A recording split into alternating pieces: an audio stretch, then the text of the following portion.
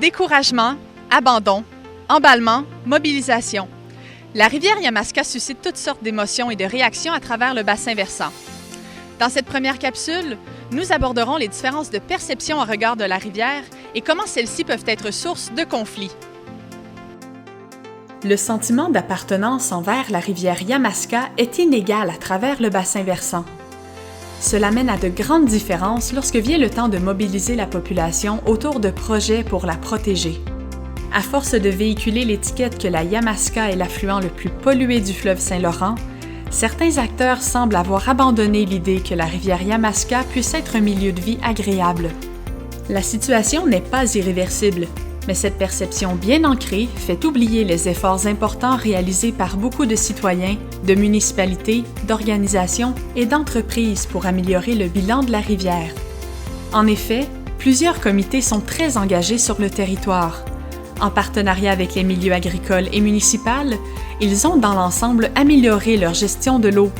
De telles initiatives peuvent inciter les citoyens du bassin versant à utiliser davantage la rivière à des fins récréatives.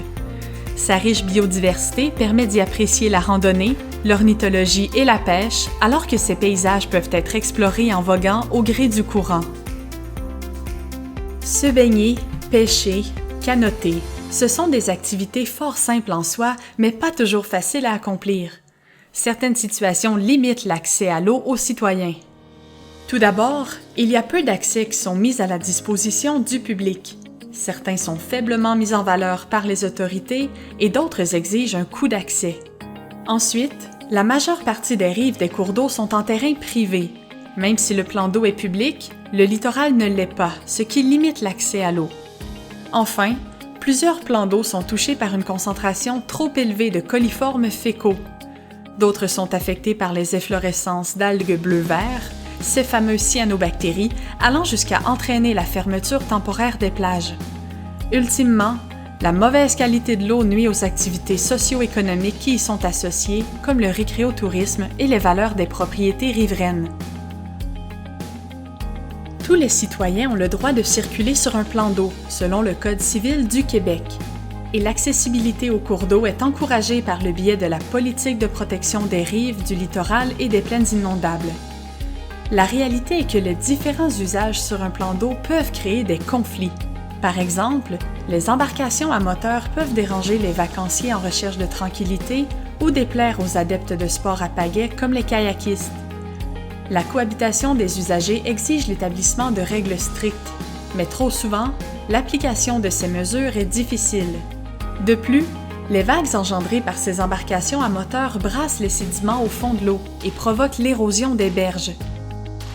Les bandes riveraines sont des zones de végétation qui protègent le cours d'eau en empêchant l'érosion des berges et en captant certains contaminants. Malheureusement, la réglementation sur les bandes riveraines n'est pas toujours respectée, notamment par certains golfs et campings, deux activités prisées en bordure des cours d'eau. L'artificialisation des berges par les propriétaires riverains se fait également au détriment des bandes riveraines. La pratique d'activités récréotouristiques devrait se faire de façon durable pour préserver l'environnement et ainsi permettre aux citoyens d'en bénéficier encore longtemps. Dans la capsule 1, nous avons abordé les grandes problématiques suivantes. La perte du sentiment d'appartenance, la limitation de l'accès public aux plans d'eau et aux cours d'eau, et les conflits d'usage. L'attachement envers la rivière Yamaska est d'autant plus difficile pour les citoyens qui l'associent à un risque pour la sécurité publique. En effet, la région est parfois confrontée à des événements comme des inondations et des glissements de terrain. C'est ce que nous allons voir dans la capsule 2.